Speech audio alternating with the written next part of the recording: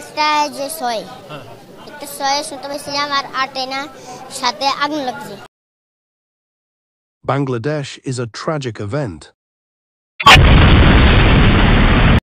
21শে জুলাই 2025 দুপুর 1:06 একে খন্দকার এয়ারফোর্স থেকে একটি জেট বিমান টেক অফ করে। পাইলট ছিলেন মোহাম্মদ তৌহিদ ইসলাম সাগর। টেক অফ করার 7 মিনিটের মধ্যে ক্রাশ করে পাশে থাকা একটি স্কুলের উপর, আর সাথে সাথে ব্লাস্ট হয়। ছিন্ন বিচ্ছিন্ন হয়ে যায় পুরো স্কুলটা। অনেক মানুষ চাপা পড়ে যায় সেই ভবনের ভিতরে। যে ফাইটার জেটটি বাতিল করে দিয়েছে চায়না 2013 সালে, সেই ফাইটার জেটটা এখনো ব্যবহার করছে বাংলাদেশে। এই দিনটাকে বাংলাদেশ সবাই মনে রাখবে, কারণ ঘটে গেছে মর্মান্তিক এবং হাজারো মায়ের বুক খালি করার কান্না।